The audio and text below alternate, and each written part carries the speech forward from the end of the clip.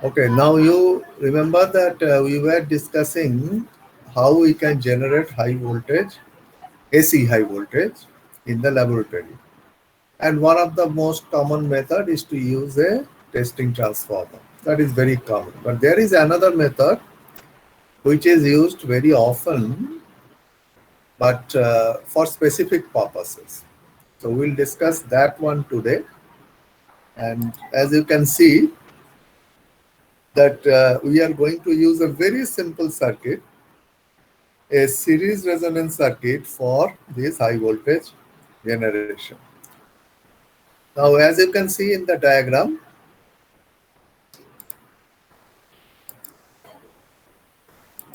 you have a low voltage input, which is our normal, let's say 230 volt. Then you have a voltage regulator. And then we have what is called a feed transformer, which is generally a step-up transformer.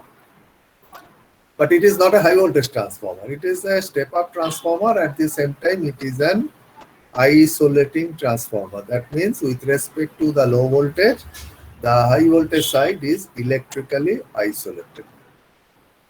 And then you have a very simple RLC series circuit, which you have studied long time back. Now, in an AC circuit, you all know that the total voltage of the circuit is the vectors or phasor sum of VR, VL, and VC. And VL and VC, we all know that they are in phase opposition. So basically, the net voltage is VL minus VC. That's why a very common question in interview is asked. Please remember this, that let's say I am connecting a voltmeter across R, another voltmeter across L, another voltmeter across C. When I say voltmeter, then it is reading only the RMS value. The question is, any of these voltmeter, that means VR, VL and VC, can it be higher than the supply voltage? If it is a DC circuit, it is not possible. But if it is an AC circuit with RLC, it is highly possible, because even if VL and VC are greater than V, but the net voltage is VL minus VC. So therefore, VL individually or VC individually could be higher than the supply voltage. This is a very tricky sort of question often asked in the interview, which are related to our very basics of AC fundamental circuits.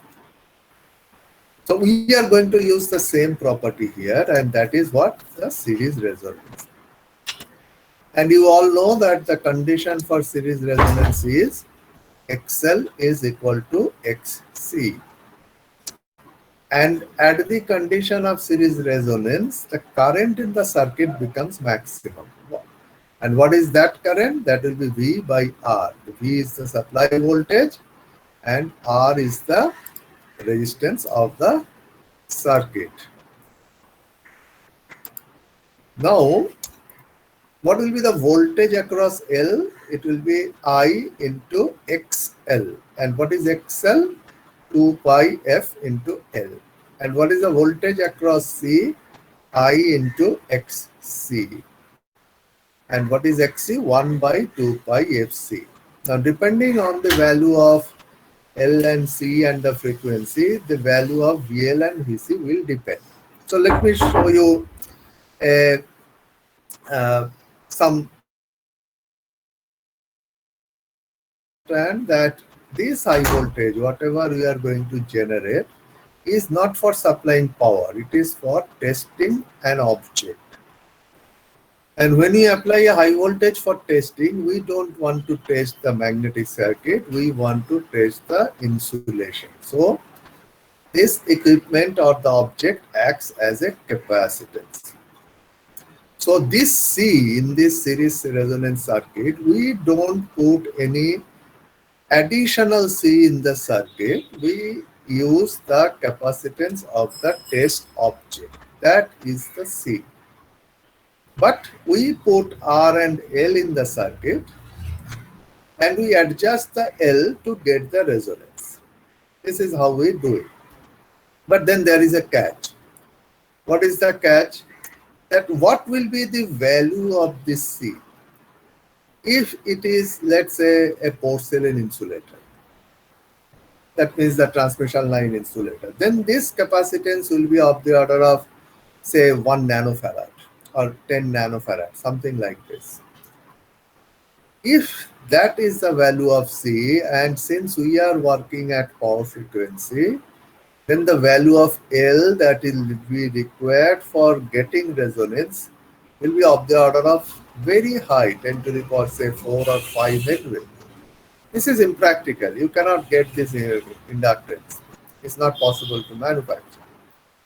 So that is one of the drawback of this method, that if you want to test an object of very low capacitance, as I have said earlier, example is insulators or a bushing, then this method is not very useful.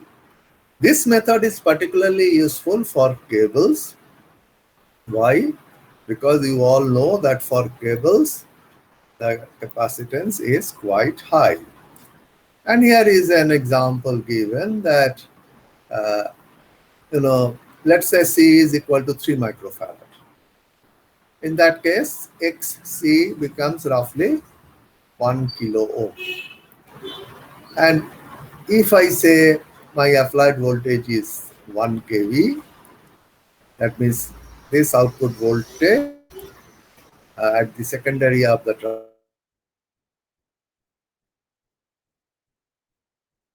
then the current becomes 10 to the power 4 ampere, that means 10 kilo ampere. And XC is 1 kilo ohm and it is 10 kilo ampere. So the voltage across the capacitance will become 10 to the power 4 multiplied by 10 to the power 3. So it will become 10 to the power 7, which is a fantastically high voltage. Of course, that will not generate, but I'm just telling you that it is therefore possible to generate such high voltage and across the test object. Typically what we do is, this capacitance 3 microfarad for a cable is quite normal. So XC will be 1 kilo ohm. We don't apply 1 kV as the voltage. Typically we apply around 50 to 100 volt.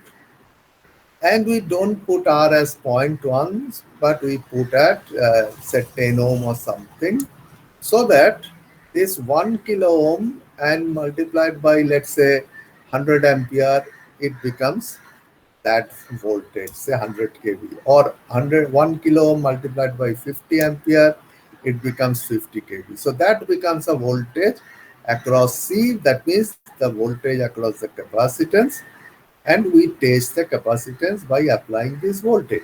This is how typically we do it.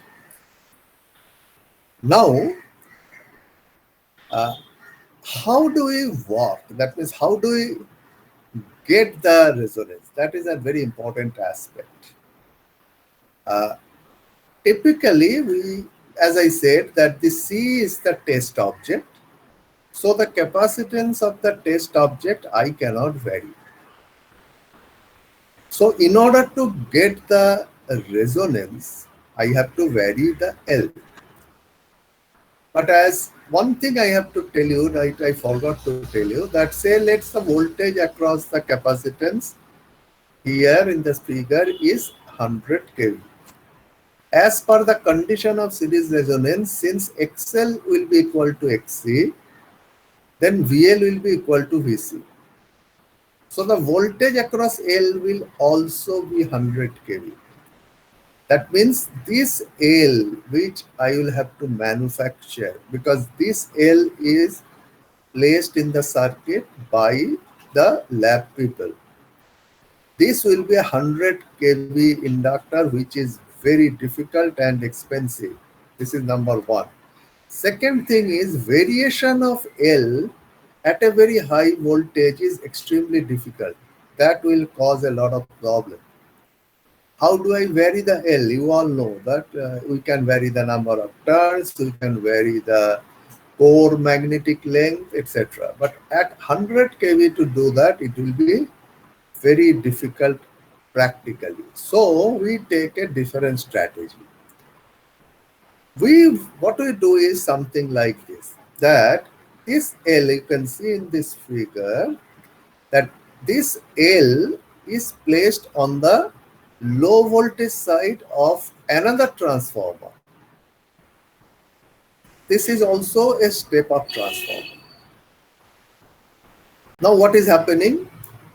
If you remember the transformer operation, any impedance on the low voltage side is always referred to the high voltage side by multiplying it by turns ratio square. So now if I have 1 millihenry on the low voltage side, if the turns ratio is 1000, then this 1 millihenry on the high voltage side becomes 1000 Henry. Now you see the beauty, that in this case, first of all, I don't have to make a 1000 Henry inductor, which is next to impossible to make, but I am getting the equivalent value on the high voltage side. And secondly, this is on the low voltage side of the transformer. So this L is not working at the high voltage, but at a much lower voltage. So variation of L becomes also much simpler. So what we do? We simply use a transformer here, which is nothing but a step up or step down, whichever way you want to say, you can say it. And the L is connected on the low voltage side. Then how do I work? Of course, we have a low voltage source. We have a feed transformer. In this case, we use a 1:1 feed transformer. We don't use a step up one. Now, how we work, or first, how we get the series resonance. Typically, you all know that uh, at series resonance, current is maximum. So, and second thing, let's say I have to apply the voltage of 100 kV across the test object. Now, you all know that when we use a transformer, we don't apply 100 kV initially. We start from 0 and gradually increase the voltage to 100. So how do I do it here? How do I start from a low voltage and gradually increase the voltage? The answer is very simple. That first apply a very small voltage, say 5 volt or 10 volt, from this feed transformer here on this diagram. After the regulator, you have a feed transformer. So I apply a 10 volt only. And keeping this 10 volt constant and connecting this test object in the circuit, I vary the L and I get the resonance. That means when the current becomes maximum. Now at that condition, my resonance is obtained, so I don't have to change L anymore. Now, what is the voltage at that condition across C? That is whatever be the resistance of this circuit, V by R is that current, and current into XC. Now, R of the circuit is constant, so the voltage across C will be directly proportional to the voltage applied. And since I have a 1:1 transformer, so from this voltage regulator, I can control what will be the voltage across the test object. So starting from a low voltage, then with the help of a voltage regulator, we start increasing the voltage here at the low voltage. But since resistance, so current starts increasing proportional to the voltage, and the voltage across C is increasing, I into XC, which is also proportional to this voltage. So I get a proportional variation of the voltage across the test object with respect to the variation of the voltage regulator output. So that is becomes a very simple operation. So I repeat, how do I get the resonance? I apply a low voltage from the voltage regulator with this feed transformer, which is 1:1. keeping this low voltage, and low voltage means very low voltage, 5 volt to 10 volt. I vary L, obtain the series resonance. That is, current is maximum. And then I keep the voltage constant, and I don't keep the voltage constant, I keep L constant and start increasing the voltage slowly, and the voltage across C starts increasing linearly or proportionally with the applied voltage. Therefore, it becomes a very, very simple, straightforward operation. This is what is actually explained here. Now, what I am going to say here is that, let's say I need to test a test object at a voltage of, say, 300 kV. In that case, this transformer needs to be a 300 kV transformer on the left side. Now, that will be a pretty big transformer. So, we don't do that. We use the same concept that we have done earlier. That means we do a cascade connection. And what is that cascade connection? It is very simple, that first I take one transformer and we have one L connected to its low voltage side, and then this transformer is connected in series with the another transformer, and series means the secondary.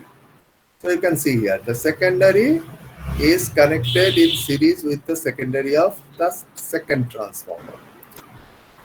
So what is happening is, I have now two reactors. They can be varied, but we have to understand that resonance is obtained with respect to C due to both the L in series. That means L1 plus L2 will be effective.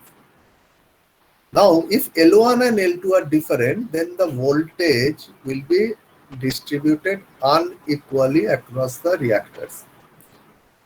So if I have 300 kV across the test object, it could be, say, 200 across one transformer, 100 across another transformer. That we don't want. We want equal distribution.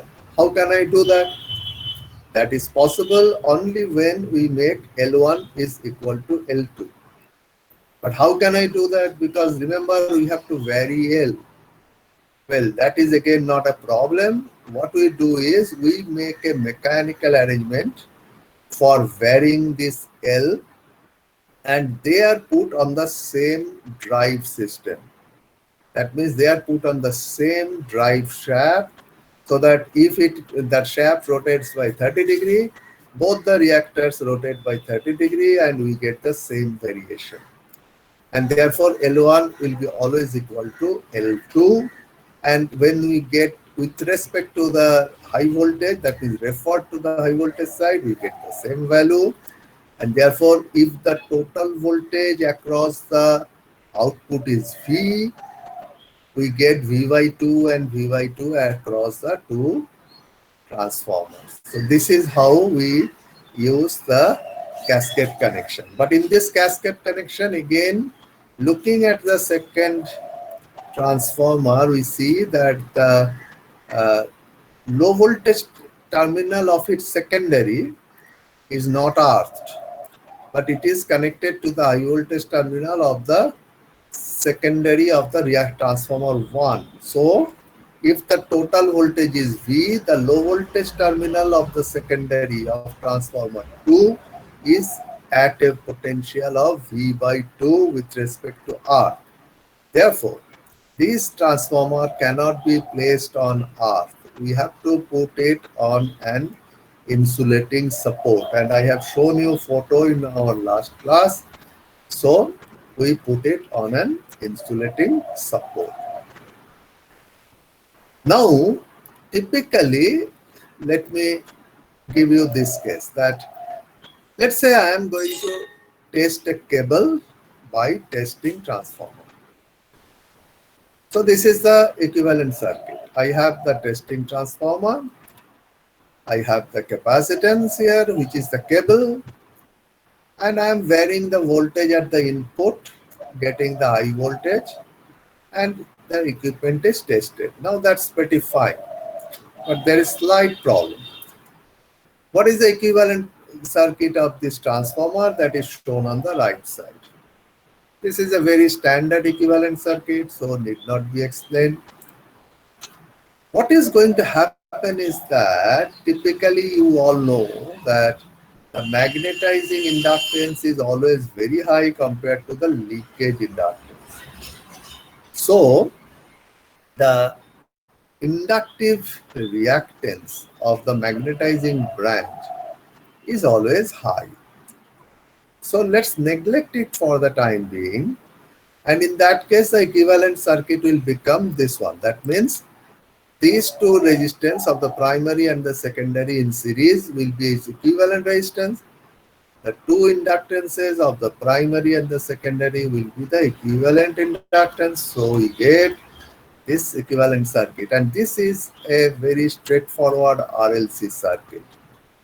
That is also not a problem because I am applying a 50 Hertz voltage, and at that 50 Hertz voltage, generally this L equivalent, which is generally low, C is the capacitance of the cable, there will be no resonance. But there is a big but, that on our voltage waveform can have harmonics because it may not be a perfect sinusoid. And secondly, the transformer has iron core, and that iron core has some effect on the voltage waveform. So anyway, there could be harmonics. These harmonics could be third harmonics, could be fifth harmonic, could be seventh harmonic. Now the frequency of these harmonics are much higher, and they are different. Say third harmonic will be 150 Hertz, fifth harmonic will be 250 Hertz, seventh harmonic will be 350 Hertz. So there is a possibility that for any particular cable, not for every cable. And secondly, you all know that cable capacitance depends on its length. So depending on what is the length I am testing, the C will vary. So it is quite possible that for a particular cable and for a particular length that is under test, the C is such that this L and this C becomes resonating quantities for, let us say, fifth harmonic. And therefore, fifth harmonic voltage, although it is very low, but then at that fifth harmonic voltage, the net impedance is only R. And therefore, the current in the circuit will be V by R. And that will be very high, because this R is the resistance of the transformer very low. That is a potentially very dangerous condition, which is here explained in the next paragraph. So there are two possibilities. One, the transformer may get damaged, which is an extremely bad case because testing transformers are very expensive. And the second thing, this capacitance will explode. In fact, this explosion could be very serious. So cables are typically not tested by testing transformer because we don't know for which cable and for which length of the cable there will be a series resonance, because harmonic contents are also not always fixed. Therefore, to avoid all these problems, we can use a series resonance circuit.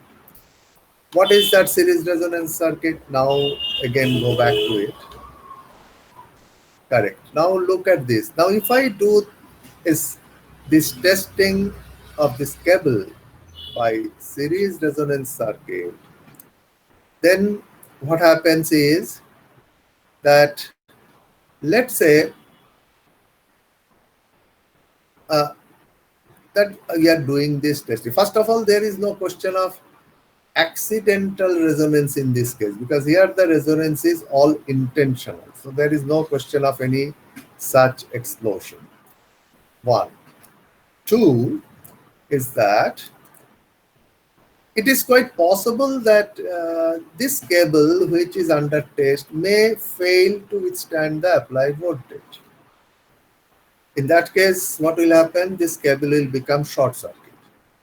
Now, if it is a testing transformer and if this cable becomes short circuited, then it's a very big problem for the transformer, because the cable is connected to the output of the transformer. And if it is short circuited, the transformer is under severe stress.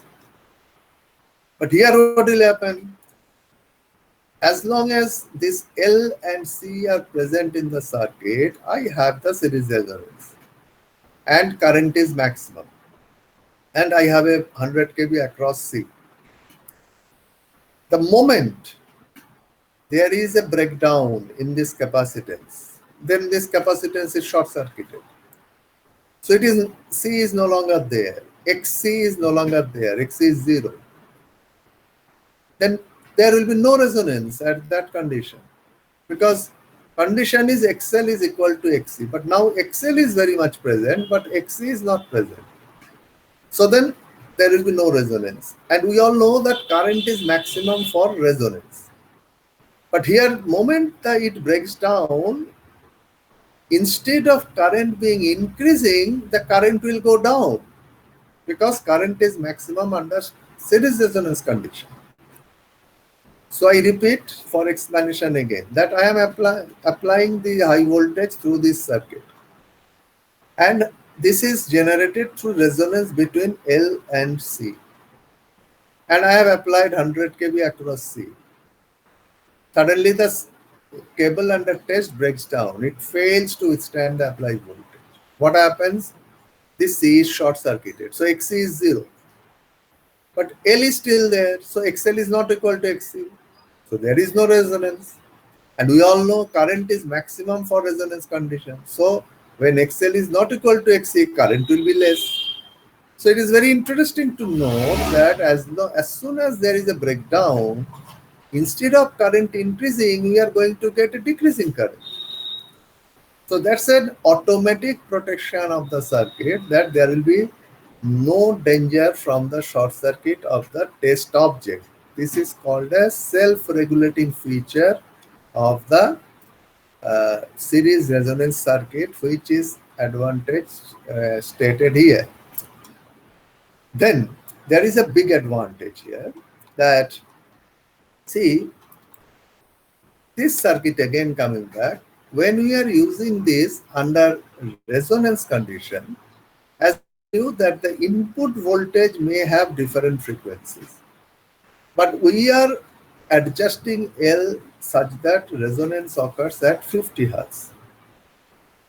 So current for 50 Hz will be very high, and therefore I into XC will be very high. That is, the voltage across C for 50 Hz will be very high. But for all other harmonic frequencies, there is no resonance. And therefore, the currents will be much lower. And therefore, the voltage across C, due to the harmonic voltage, which may be present at the source and may come into the circuit through the feed transformer, but then current due to the harmonic voltages will be much lower. And therefore, we can say that the voltage across C will be predominantly a sinusoidal voltage, which in other words, that we get a sinusoidal waveform at the output. But in a testing transformer, we don't get it, because in a testing transformer, whatever harmonics present in the input will be automatically coming to the output side. So these are the very interesting advantages of series resonance circuit. So another very important use of this series resonance circuit is measurement of tan delta. Now, I hope you remember what is tan delta. Tan delta is typically called the dielectric dissipation factor. Now, let me just explain a little bit for recapitulation. We all know that the current through the capacitor is having a 90-degree angle, leading angle with respect to the applied voltage across the capacitor. So voltage across the capacitor and the current through the capacitor, they are normal to each other. But that is only for the ideal case. For any real life capacitor, it is not the case. There is always a component of the current which is in phase with the voltage. That means a resistive component of the current, although it is small. So what happens is that the current does not lead the voltage by 90 degree, but it leads by, let's say, 88 degree or maybe 87, 89, but not 90 degree. Now this angle delta is the angle of deviation. That means how much it is deviating from 90 degree. And this angle actually represents how much is this resistive component of current, which is quite obvious. You can understand if this angle is 0 degree, there is no resistive component. If this angle is 1 degree, a very small resistive component. If this angle is 5 degree, then you have a significantly large resistive component. And what does this resistive component means? As you all know, any resistance is associated with a power loss. So when this resistive component increases, the power loss, that is called the dielectric dissipation, that increases within the capacitor. And that's not a good property of the capacitor. We always want that the dielectric dissipation should be as low as possible. And therefore we measure this. This is called a quality factor, quality parameter of the capacitor, that we measure tan of this angle delta, that is tan delta, and we call it dielectric dissipation factor. Now, we naturally want to measure the dielectric dissipation factor. And there are a lot of ways of measuring that. But most importantly is that these dielectric dissipation factors have to be measured, first of all, with a voltage of 50 Hertz, that is sinusoidal waveform of 50 Hertz frequency. And secondly, it has to be measured by applying a real high voltage, not just a low voltage, because it has been found that the dielectric dissipation factor depends on the electric field or electric stress. If the electric stress is high, dielectric dissipation factor will be high. If I apply a very low voltage to a very high voltage equipment, what happens? The electric stresses are low in that case, and dielectric dissipation will be lower. But that will be not the practical case, because if a 100 kV equipment, if I apply only 3 kV for testing, the dielectric dissipation will be very low.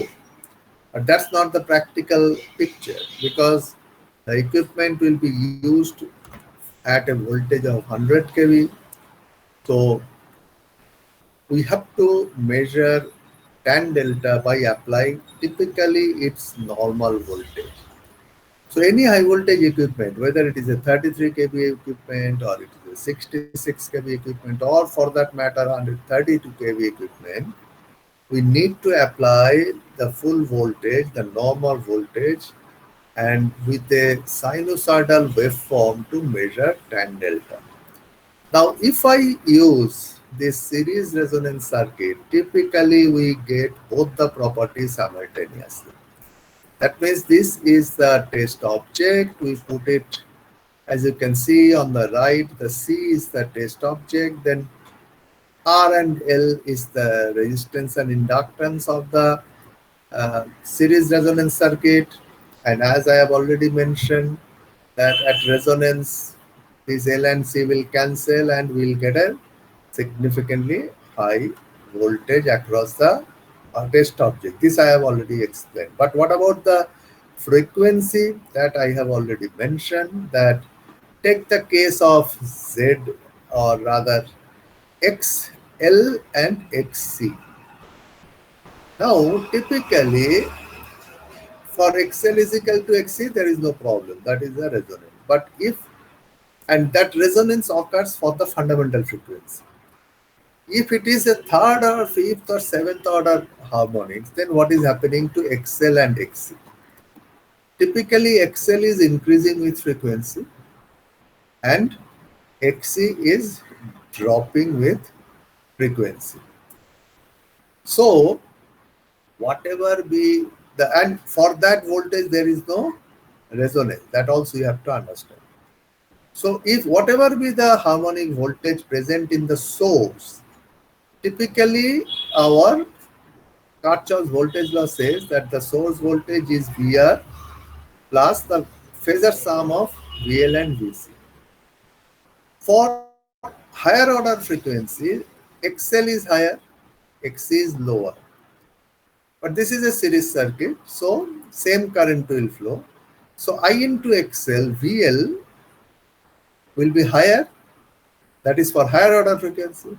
I into XC, that is VC, will be lower for higher order frequency. So this voltage V, which will be distributed, that is VR plus JVL minus JVC, this minus JVC component will become very low.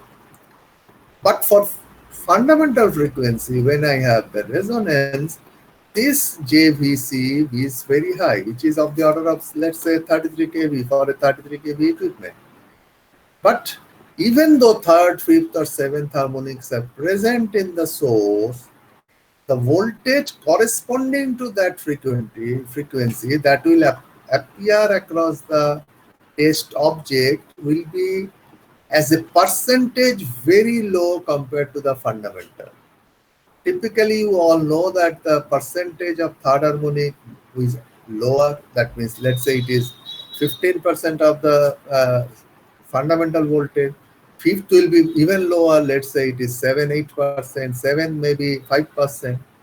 But because of the series resonance at the fundamental, this JVC being very high, whereas for other frequencies, there is no resonance. So voltage is distributed normally and XL is much higher than XC. So JVC will be much lower. That means even though fundamental and third harmonic has a ratio of, let's say, 15%, but the voltage across C at the resonance and the voltage across C for the third harmonic, that will not be 15%. That will come down to maybe 1 or 2%. So the voltage across C will become almost a sinusoidal quantity. And therefore, our requirement of measurement of tan delta, that is, number one, at a high voltage, and number two, at a voltage waveform which is sinusoidal, both will be satisfied if we use the series resonance circuit. But yes, of course, disadvantages are that series resonance circuit can only be used for test objects having large capacitances. Secondly, the current in the circuit at resonance condition is of course high compared to the current drawn from the source, which in other words, that means with this series circuit where the resonance occurs, the current will be high. So we have to make a relatively very careful connection. Well, I have to explain it a little bit, otherwise you will not get it, this high current problem. Let us say, I am giving you a straightforward example. Say the current is, well, let's say 100 ampere. Now you all know that when you connect R and L, there will be a contact resistance. You cannot avoid contact resistance. Whatever way you make the connection, a contact resistance will always be there. Now, how much will be the contact resistance? right? You can say it will be very low. Yes, agreed, very low. But how much? Well, I will say 1 million, very low. Okay, 1 million. Now, if it is 100 ampere, then what is the power loss at the contact resistance? Then it is 100 ampere, so I square 10 to the power 4. And if this contact resistance is 1 milliohm, then it will be 10 watt. And this 10 watt will be dissipated at this contact resistance for the entire period.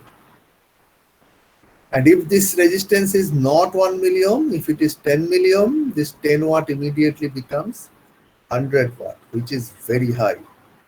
You know that 100-watt lamp, right? I don't know whether you have done it. Take a 100-watt lamp, make it run for 10 minutes, and then try to touch that lamp and see what happens to your hand.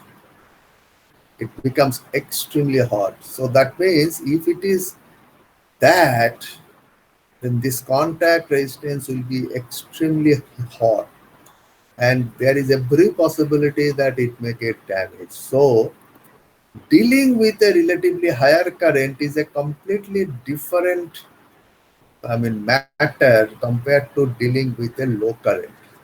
As we all know that dealing with high voltage is completely different with dealing with low voltage. But typically we don't understand that dealing with high current is equally troublesome, because in that case making the connections become so important so that our connections don't get damaged. And I can tell you, I have seen myself that when proper care was not taken and high current was passed through a contact, you will not believe that after some time we saw that the contact got welded. I hope you understand what is called welding. That means when the metal melts and solidifies, it becomes a welding. That means this contact becomes a welded joint, and you cannot separate them separate. This is something very, very important. So please remember all these things. These are the real life experiences which actually happens. Now I'm going to tell you some methods by which we generate this variable input voltage. That means this voltage. That means how do we generate this voltage? Now, even for a testing transformer or also for a series resonance circuit, or also for later on we'll show that for impulse generator or for DC voltage generator, this input voltage generation is a constant thing. That means we require it for every cases. But how do we generate this? By the way, in the lab, typical voltage range that we generate is 0 to 500 volt. As you can see here, variable voltage source of 0 to 500 volt. This is typically for laboratory. One way of doing it is using a motor generator set. Now this is very expensive, but this is the best way of doing it, because in this case we get the perfectly sinusoid output. What we do in this case is we have the normal three-phase supply, that means the normal commercial supply, and we use a synchronous motor. I hope you understand what is a synchronous motor. We give a DC supply to its field circuit, and this motor runs at constant speed, which is the synchronous speed. This motor is coupled mechanically to a single phase alternator, that means AC generator. These AC generators, since they run at constant speed, they generate one frequency only, and that is corresponding to the speed and the number of poles. Typically, therefore, we get the 50 Hertz output. And how do we control the output voltage? Very simple. We control the current in the field circuit, which is a DC circuit, very easy to control. And by that, we get the output AC voltage as a smooth variation. And the second thing is this is a very smooth variation because the current in the field circuit can be varied very smoothly, and therefore we get a relatively very smooth variation of the output voltage. The waveform will be also 50 hertz without harmonics, although in the input there may be harmonics.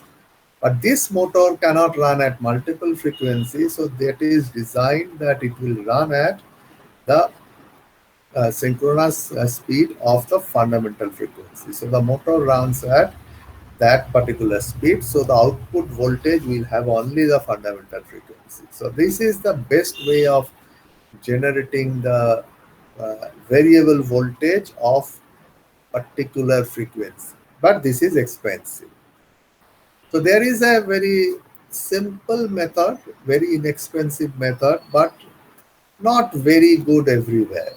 This is called an induction regulator.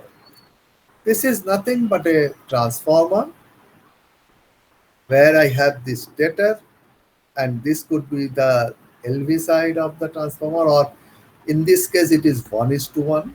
So in primary and secondary, let us call it primary and secondary.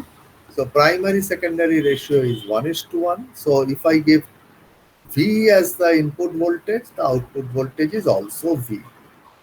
But what is the beauty of this regulator is that this rotor can be rotated.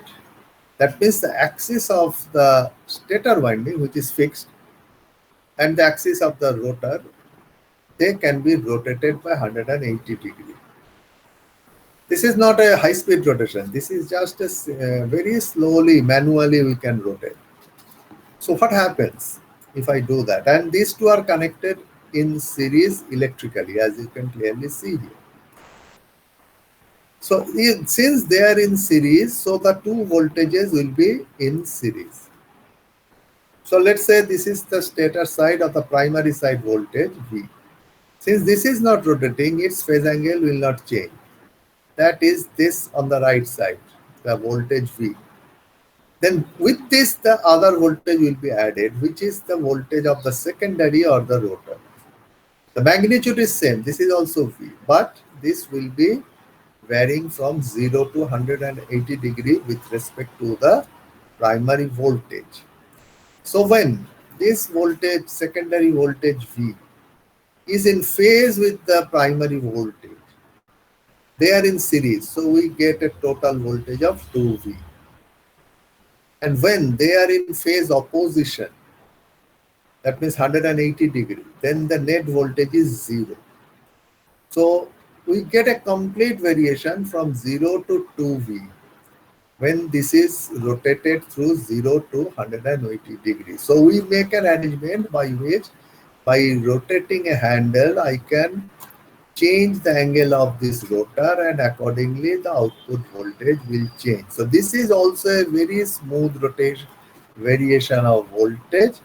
However, in this case your waveform will not be exactly sinusoidal. If the input has harmonic frequencies, the output will also have the harmonic frequency.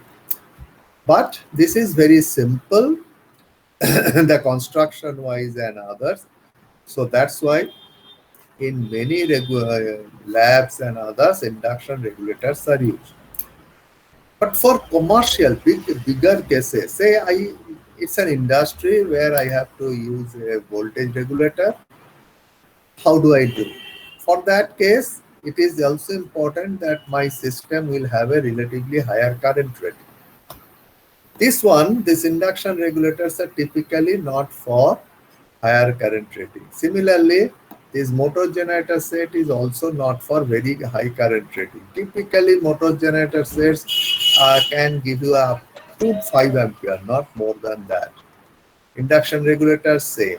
So we go for something called a automatic voltage regulator. Typically, we call it a buck boost voltage regulator. Now, what is a buck boost voltage regulator? This is very interesting. Now, here we have, first of all, this is the input side, and Forget about the isolating transformer on the right side. It could be there, it may not be there. That is not necessary. It is a 1:1 transformer simply for isolation. If I don't require isolation, this right side isolating transformer will not be used. But the voltage variation will always appear across the input of the isolating transformer. That means if I don't use isolation, I can straight away use this voltage for my circuit, other circuits. So there are two transformers. One is this vertically drawn, that is P and S, the primary and secondary. This is one transformer. And then buck boost is another transformer. Both are 1:1 transformers. Both are 1:1 transformers. So these transformers are not complicated. And secondly, these are not high voltage transformers. These are typically low voltage transformers. That means if my input is 230 volt, this is also a 230 volt transformer, 1:1. So that way it is not a major issue. Similarly, this buck boost transformer is also an 1:1 transformer and also therefore 230 volt. Only issue is that for varying the voltage, this secondary of this vertical transformer, which is connected in parallel with the line, there is a brush, and this brush can move over the secondary so that how much voltage is appearing between the brush and the terminals, that can vary. That means if the brush is at the middle, then the voltage across the terminal 1 and brush and the terminal 2 and brush is equal on the secondary side. But if this brush is on the upper side, then the voltage between terminal 1 and brush and the voltage between terminal 2 and brush, they are different. So this is how the brush moves. But now how it works? Since my input voltage is V, the voltage across the primary is V, and since it is a 1:1 transformer, the voltage across the secondary is also V. Now, let us say the brush is in the middle position. Let us say. So what happens? Oh, by the way, I just forgot to mention that when I said 1:, okay, forget about that. Let me explain this in this way. Let's say this brush is in the middle position. And what is the voltage across the terminal and the brush? It is 50%. That means V/2. Now here is a toggle switch. You can see buck and boost written on the right side bottom. Let us say that this switch is in the boost position. Now if I trace the current in the secondary circuit, then you will see that from the brush it goes to the terminal, then it moves through this switch, and then in the buck boost transformer it goes from right to left. I repeat, the brush is in the middle position, so the voltage between terminal 1 and the brush is V/2. The switch is in the boost position. Then what is the direction of current of the EMF? It is from brush to terminal 1, then through the boost, then to the buck boost transformer, and then right to left of the primary of the buck boost. And this is V/2. So it is a 1:1 transformer. So on the secondary, you will have also V/2, but it will be from left to right, because you know the primary secondary voltage has a 180-degree phase shift. So input is V, but then in series, V/2 is added because it's from left to right. So output becomes V plus V/2. Now, if you vary the brush, this voltage which is added will be varied. So if the brush is at the bottom position, then the voltage between terminal 1 and the brush is V. Then the voltage across the primary of the buck boost transformer is also V. And the voltage across the secondary is also V, but from left to right. So the total voltage is V plus V is 2V. What happens if I put the switch in the buck position? Let's say brush is in the middle. Then how the current or the EMF is? When in the buck, you can see then the current is from terminal 2 to the brush, then goes to the buck boost transformer. But now it is from left to right, then back to the switch and back to the transformer. So in the buck boost transformer, it is from left to right. I repeat, the switch is in the buck position. So what is the direction of current? From buck to transformer terminal 2 to brush, then to the buck boost transformer and back to switch. But in the buck boost transformer primary, it is from left to right. So on the secondary of the buck boost transformer, it will be from right to left. That means now the voltage will be input voltage V minus the buck boost transformer. So if the brush is on the topmost position, then the voltage across this brush and the terminal is V. So the voltage across the primary of the buck boost transformer is V. The voltage across the secondary of the buck boost transformer is also V, but in the reverse direction. So the output will be V minus V 0. So depending on where the position of the switch is, buck or boost, either the voltage, so what is the total range I am getting? In the buck position, it will be the lowest becomes 0. In the boost position, the highest becomes 2V. So that means I get a variation of 0 to 2V. And this particular, I mean, again, I said, forget about the isolating transformer. This particular arrangement can be used for high current. High means not 100 or 200 ampere, but are safely up to maybe 20, 30, 40, 50 amperes. So this is a commercial type regulator, which we typically called AVR. This term, many of you will hear so many times in your life, particularly those who will be working in industry or in power, uh, power companies like that. That AVR, people simply call it AVR. AVR means automatic voltage regulator, and this is how an automatic voltage regulator works. Very simple. So effectively, we have only two 1:1 transformers. Number one connected in parallel with the line. Number two connected in series with the line. And we have a brush connection with the secondary of the parallel transformer, and we have a simple toggle switch for changing the buck boost position. So this is how we generate different types of voltages. So this will be up to, up to this will be your AC generation.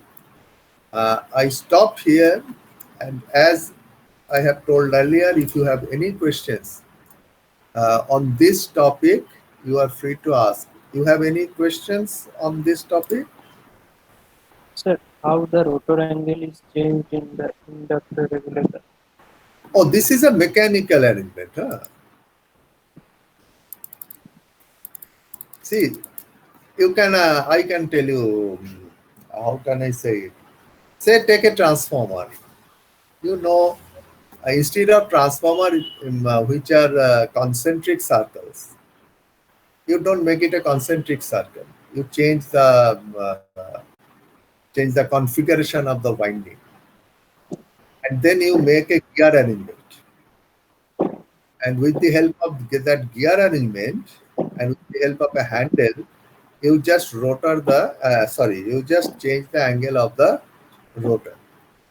I'm sorry, I don't have the diagram. I will try to find it later on. I will show you, because if I show you, it will be very clear. And I think we have an induction regulator in our machine lab. So probably you can, when you will be back to the institute, if you are interested, go to the machine lab. Either it is in machine lab or it is in the measurement lab. Any one lab, we have the induction regulator. Go and see it yourself. This is very, very good to see. Any other question? Anybody? Any student? Because note I will send you.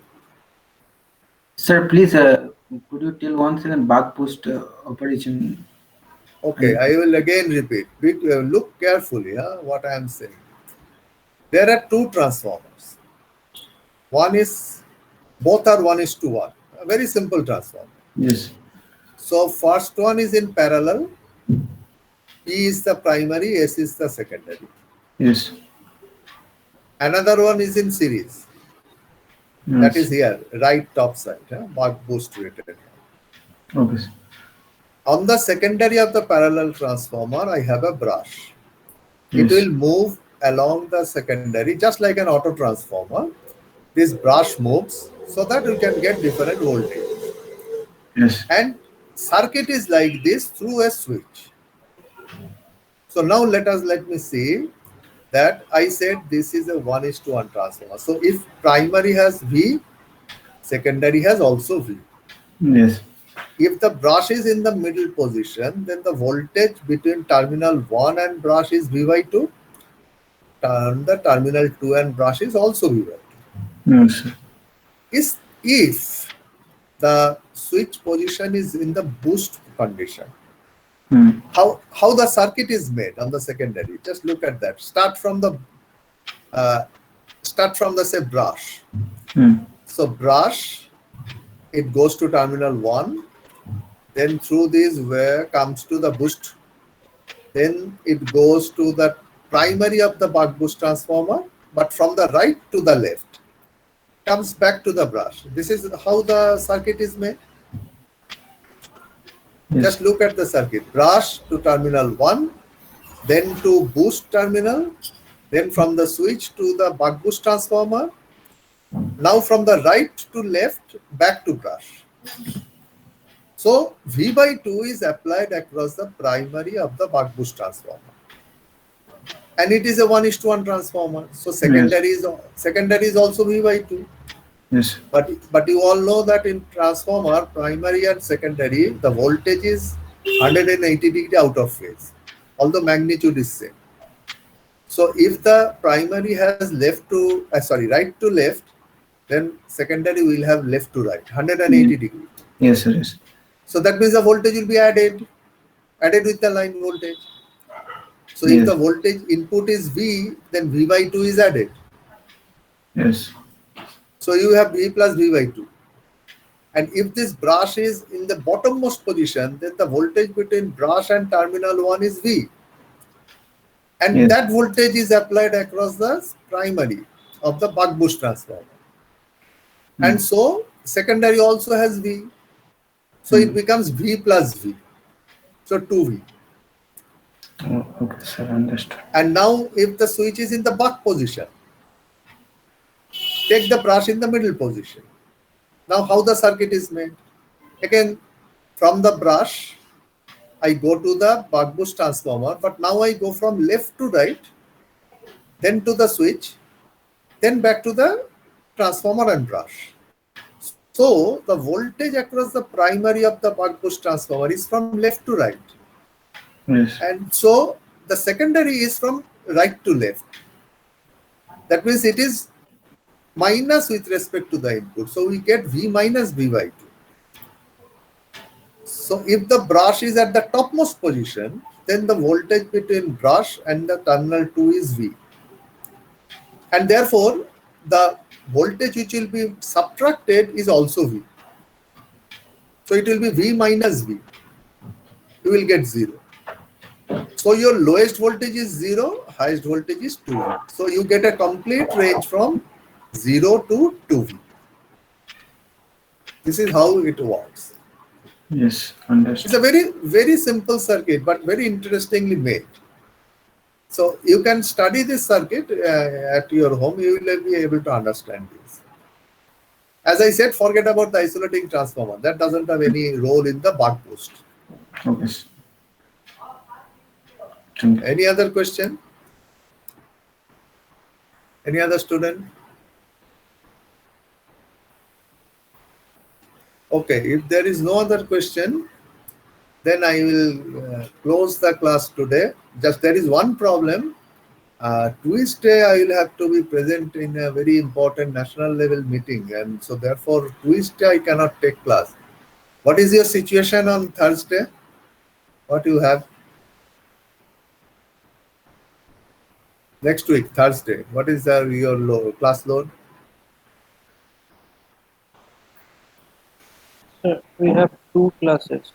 What are the times? Tell me the times. From 2:30 to 3:30 and from 6:30. Oh, 2:30 to 3:30. That Yes. means in the after lunch. Yes. But then forenoon you don't have a class. No, we have another from 6:30. 6:30. That is quite late. Okay, then I will fix the class on forenoon. So typically I am taking the final year classes at 10:30. So I will fix my class at 10:30. I'll send you the mail, but you also inform that Tuesday I will not be available, and instead my class will be on Thursday 10:30 to 12 o'clock. Okay, thank you very much. You can log out now. Thank you, sir.